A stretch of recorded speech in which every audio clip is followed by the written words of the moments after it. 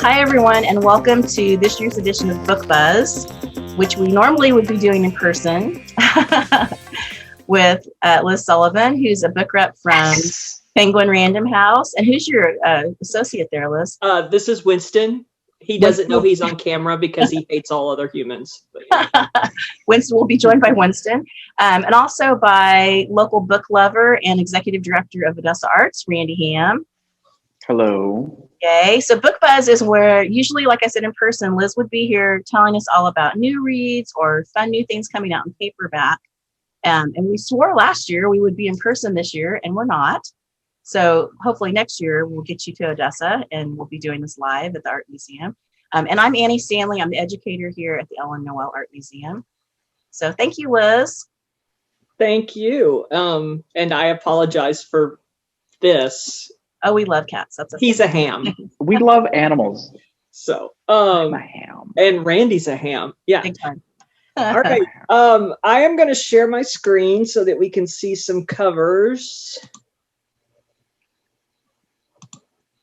Can you see that? Yep. Great. Okay, so this time around, I kind of just picked books I thought were fun and great escapist literature, since most of us have been cooped up in our house for a year now. So the first book I wanted to talk about was Devolution by Max Brooks. And Max Brooks is the guy who did World War Z, which basically made zombies a huge thing for a decade.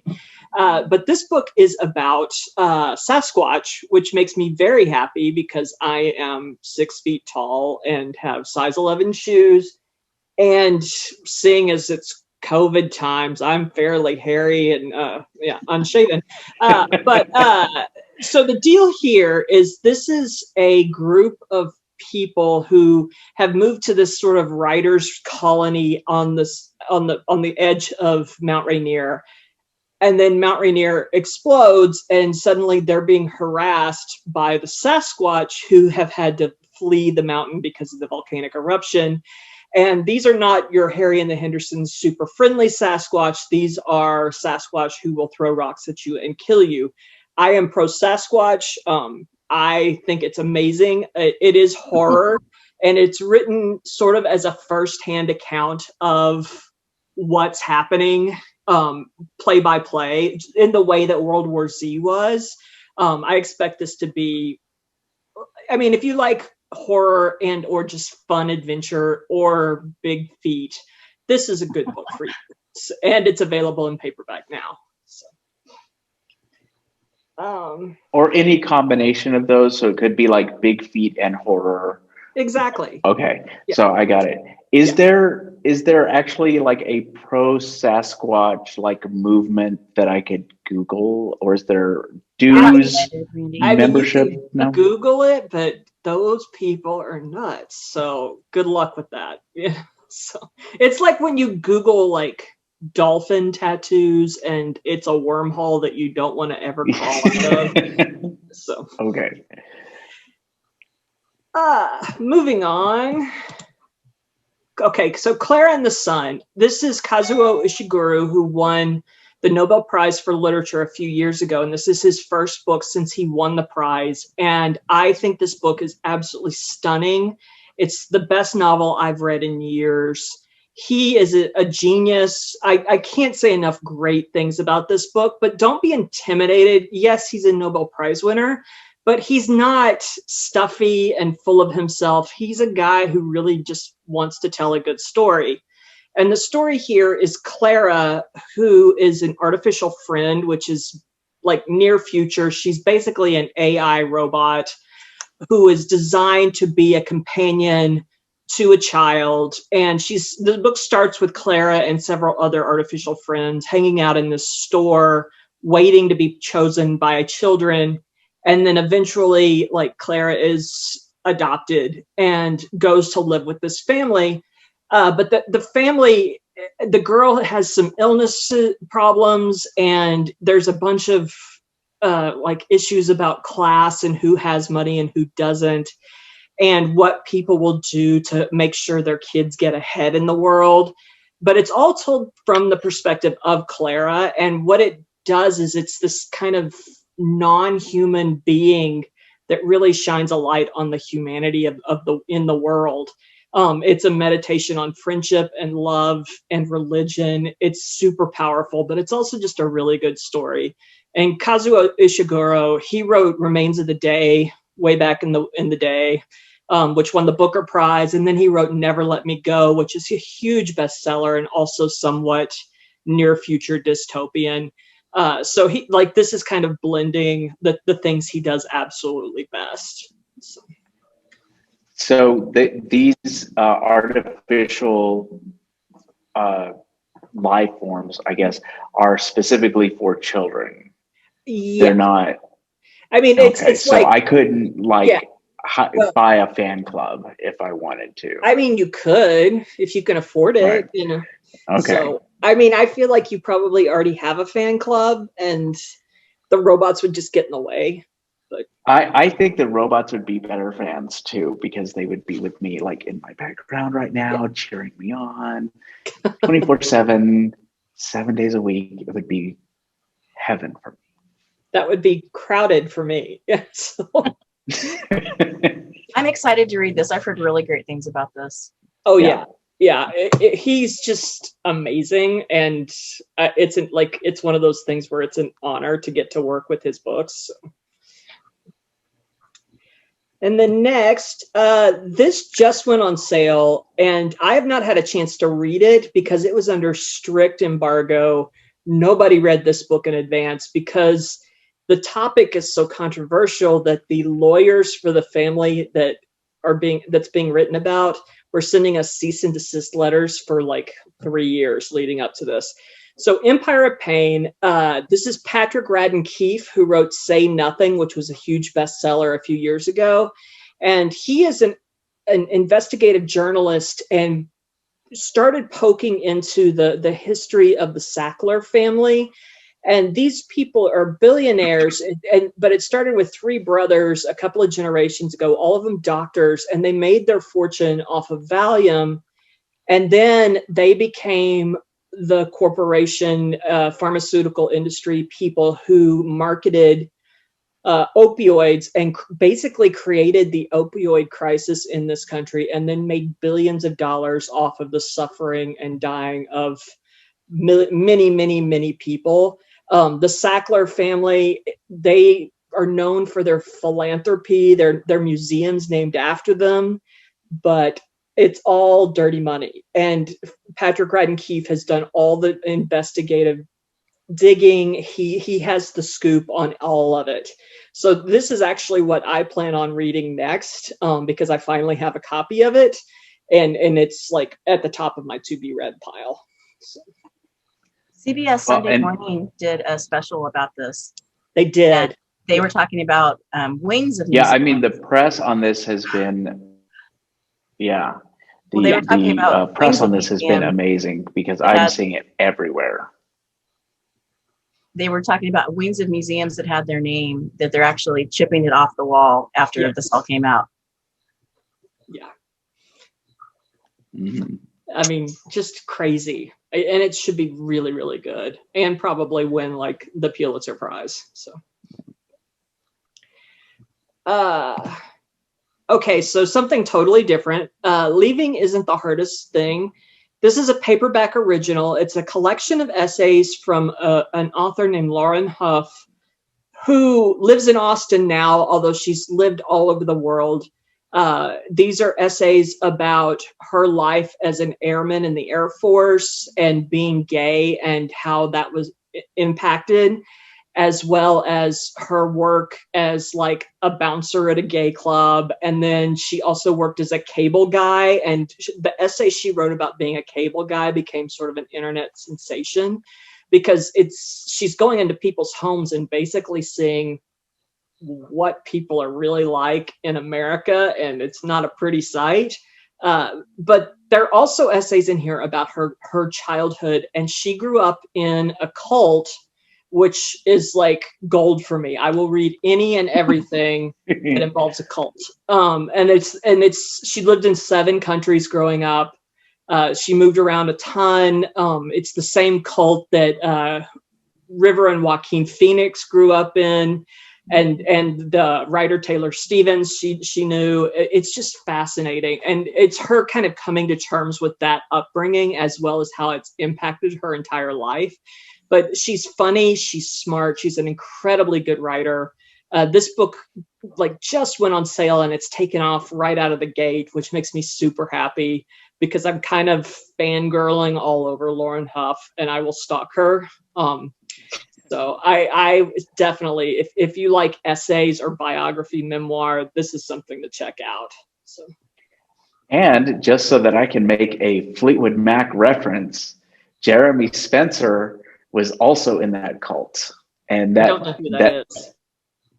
He was a guitarist before Stevie Nicks joined, which is kind of prehistory, and I don't really read about that because it's like it didn't happen. But he literally went from a band sound check, went out to go get some food, and either joined the cult or was abducted by the cult and didn't make it to the concert and just like lived with the cult for the next like 20 years or something.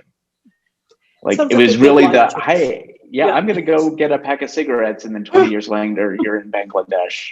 Nice. You know, something like that. Yeah. What happened to Daddy? Yeah. So. Yeah, exactly. Exactly. Okay. Project Hail Mary. This is Andy Weir, who is the writer of The Martian, as well as a book called Artemis. But think about this in comparison to The Martian. It is a story of a man who, the book, he wakes up on a spaceship in the middle of who knows where, and he's all alone. And he fairly quickly finds out he was a member of a crew of 3, and they were put into comas for the long journey to the star system, but the other 2 didn't wake up from the coma. So he's all alone in this star system trying to figure out what's going on. And as his memory sort of comes back, he realizes and remembers that there's a problem with our solar system, and there's basically an amoeba that's eating the light from the sun, and it's causing our sun to go cold, and therefore quickly changing the temperature of the earth and threatening all of life on earth. So Project Hail Mary is set up to send him to this neighboring star system where the star isn't being consumed by these amoebas, and to figure out what that system is doing so that he can send it back to Earth and hopefully save all of Earth. It's very much like The Martian, where it's a man against all alone and against everything, trying to survive, and in this case, save everyone else too.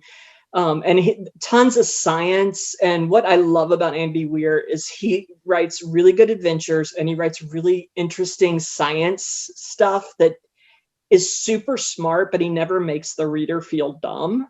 I personally, of all the school subjects, biology was my least favorite, but like he can make it fascinating and not gross, which was most of my problem with biology.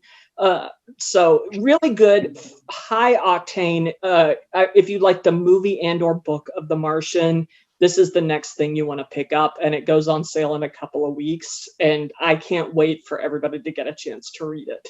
So, yeah. Wow.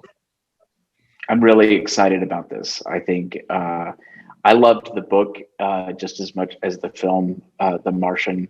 I'm assuming that the rights to this have already been sold.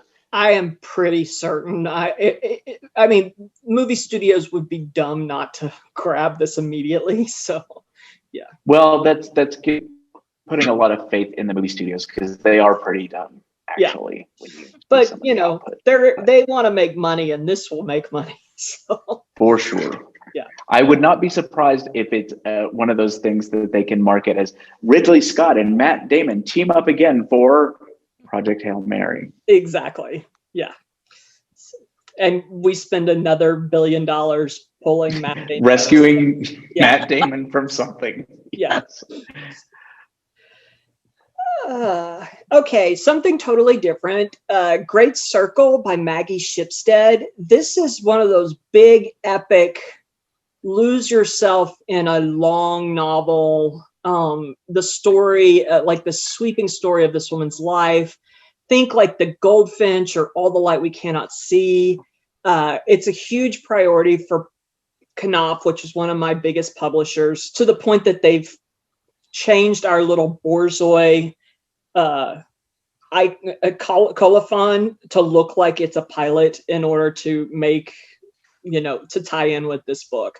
It's a huge deal for us, and it's great. This is the story of two women, one of whom is coming of age like after World War I, pre-World War II, and she and her twin brother were infants when a boat sank, and her father was the captain of the ship.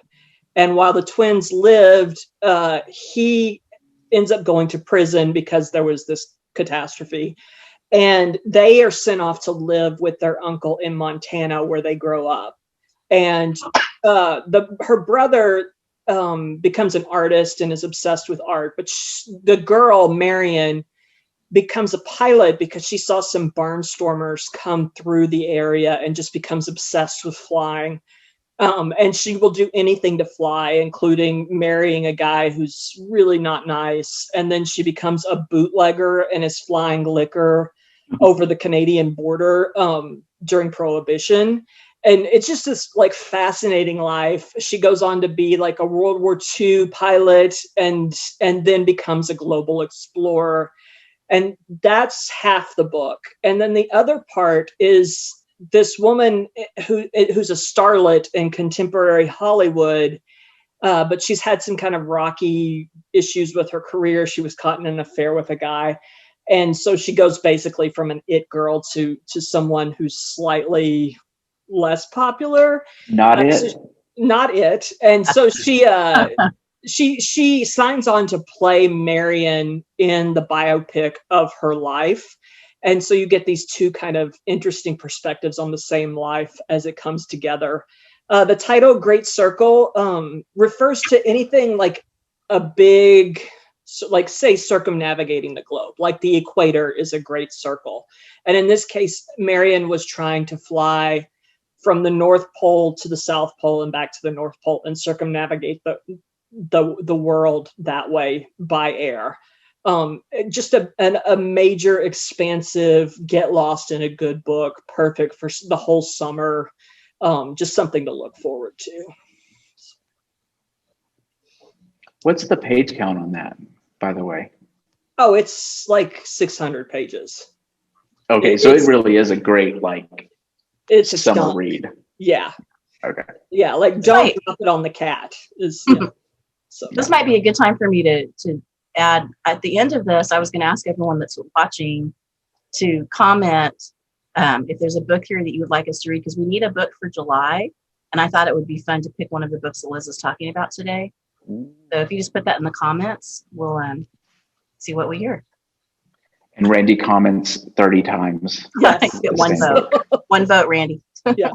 This is all, I've already read them. So. Okay. Next, this is about to come out in paperback. It's out in hardcover now, and this is A Deadly Education by Naomi Novik, who is a best-selling horror fantasy writer. And this book is sort of like Harry Potter without the adults. It is set in a school for magicians. And the main character is a girl who's basically been ostracized. And there are all these clans, and they sponsor the kids in this school. And if you are in a clan, then you are well supported and have the money to basically keep yourself alive. But if you're on your own, you're on your own. And so the school, they are learning magic and they go to classes and stuff, but there really aren't any adults whatsoever. And the kids live in these dorms, and there are monsters everywhere trying to infiltrate the school and kill the kids. And so it's sort of this constant battle to stay alive, as well as learn what you need to learn to survive in the world post-graduation. But just getting through graduation is pretty horrible, because you basically have to run through the bottom floor of this school, which has completely been taken over by the monsters who want to eat you. And so all the kids are vying to make alliances to get through this. It's like Survivor if instead of getting voted off the island, you get eaten by a zillion-headed monster. Or a Sasquatch? If only it was a Sasquatch. But yeah, but that said, it's super gripping. It's the start of a series. One of my selling colleagues, who's a huge fan of fantasy, like she's obsessed with this series, and she is every week she checks to see if the new book in the series has been posted so that she can read the manuscript. And it's supposed to come out in the fall. So, you know, if you start, you won't have to wait too long. Right. And if you become obsessed, I can give you her contact information and she'll let you know when she gets to read it. So. Ooh, we know that someone's going to live. Someone makes it to the second book. Oh, yeah. Yeah. I love the cover. That is the coolest cover ever. It is. It really is. Yeah. And the gold, it like really is gold foil. It's gorgeous. Wow. Fun. Also fun. Olympus, Texas. This is a hardcover. Stacey Swan is a Texas writer. She grew up in, I think, the Houston area. She lives in the Austin area now. And what this is it's, think of it as like a big, juicy evening soap opera a la Dallas or Dynasty or one of those old school shows. And it's this fictitious town on the Brazos River called Olympus, Texas. And it's the story of this patriarch and his family. And he is sort of like Mr. Olympus, Texas, because he has all these community connections and he runs like a car dealership. But he also has had affairs and has a bunch of kids, and they're his legitimate kids. And then they're the kids he had through the affairs. And these families are intermingling, and there's all this kind of scandal going on. And that it is an entirely engrossing, fun read on that level. But then you throw in that all of the characters in this book are based on classical mythology. And so the patriarch is this guy, Peter, who really is Jupiter. And, you know, his kids are like March, who's really Mars. And Mars sleeps with his brother's wife, who's Venus. And then, like, you've got Artemis and Apollo, who are his illegitimate kids, who are, well, like Artemis is Artie, and she started a hunting lodge. And Apollo is a musician named Arlo, who's back from tour. I mean, it's just like, I love it. And all the like little teasing references to mythology. I spent a ton of time on Wikipedia looking up all of the things. And I mean, like hours one night. It makes me so happy. It's so smart and clever. I mean, I feel like this book could be huge, and especially for Texans, and especially if you loved like Madeline Miller's Circe. This is gold. Yeah. Oh, you are speaking my language. Madeline Miller is one of my favorites, and Circe was amazing. I cannot wait to get my hands on this book. It is at the top of my to-be read. Is it a big? I think it's about 450 pages. Oh. It's not small. Yeah. So, but it's just so. So everybody vote for this. She's not done, Randy. She's not done. Let her finish. Although I do think it looks like. No, but this is the one. I don't care. This is the one. This is the one. This is the one. Good times. I just had a brilliant idea, but anyway, that's for later. Yeah. Go on. Randy's like, and I'll wear a toga. Yeah.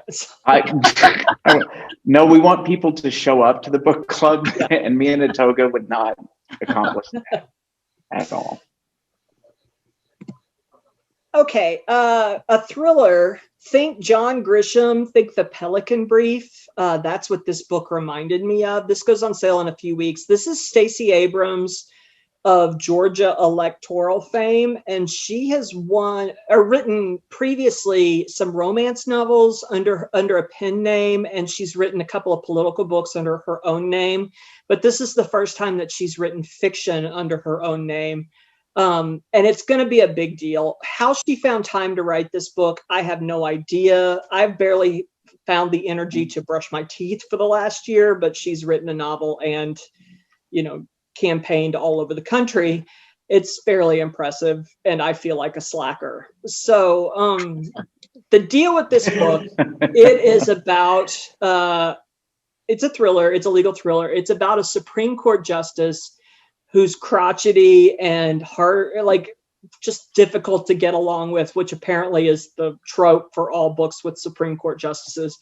But he goes into a coma from a medical condition, and instead of leaving his son or his estranged wife as his medical power of attorney, he has designated his law clerk. And she's like, oh, what the hell? Because he barely even acknowledges she exists, and he's not very nice to her. So, I mean, she's like, I don't know what's happening. There. And she's trying to figure out what's happening with his condition, and why she's been put in charge. But in the meantime, there's a case coming to the Supreme Court that's about gene modification and this technology called CRISPR, which just won the Nobel Prize for Medicine this last year. So this is very cutting edge, up to the minute. And there are these two companies that want to merge that are biomedical research.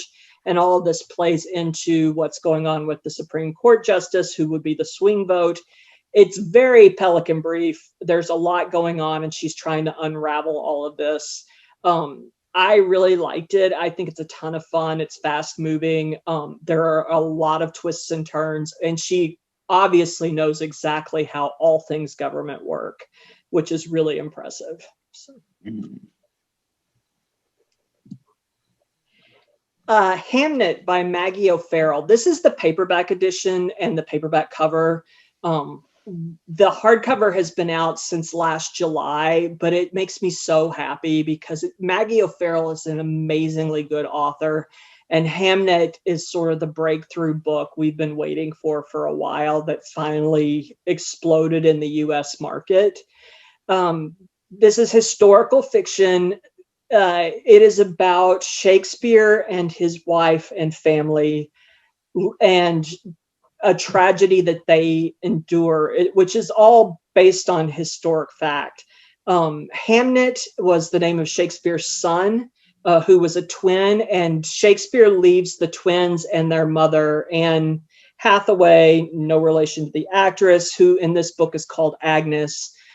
He leaves them in Stratford so that he can go to London to become basically a glove manufacturer, which is his family business, but really he gets involved with the theater scene and becomes an actor and wants to be a playwright. So it's that early period in Shakespeare's career, and he's going back and forth to Stratford to see his family, but really he wants to be in London and be part of the theater scene. And then the plague hits and his twins become sick. And this is a story of tragedy and loss, and his son Hamnet, and how the loss of Hamnet becomes the inspiration for the play Hamlet. And Hamnet and Hamlet are interchangeable in English in this time. So it's a lot of theater history, but it's really just this kind of gripping story of love and loss and family and trying to move forward. This book is going to be amazing for reading groups. It's just so perfect in every way. And once you read this, you will want to go back and read all of Maggie O'Farrell's books. Are they all? I read it in hardcover and I just loved it. Yeah. Liz, are all her other books, are they also historical fiction? No, they're not. Her last book was actually a memoir called I Am, which was 17 encounters where she had like near-death encounters, including like one where she was walking along a trail in the, like, I don't know, Scottish Highlands or somewhere in Britain. And the guy who walked by her, who they had a conversation. He was creepy. It turns out he was a serial killer. And like, they're her near-death experiences. She personally had 17? I'm sorry? She personally had 17 near-death experiences? They're all hers? Yeah. Well, and some of it's like she swam out too far and didn't know if she could get back to shore. I mean, I've witnessed a literal train wreck. So like when you start thinking about your life, yeah, they stack up. So, but and her other novels that I've read were contemporary fiction. So I mean, she just is kind of playing with a bunch of genres, but she can do pretty much anything. So.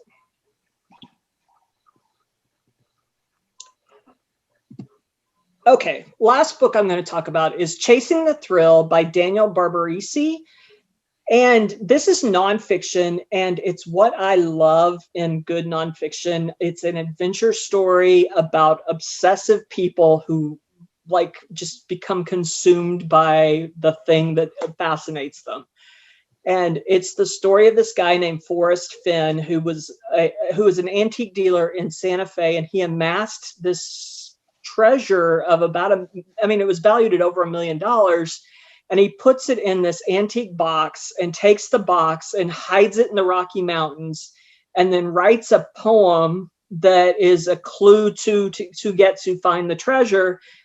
You know, publishes the poem in this book and sells it only through one bookstore in New Mexico.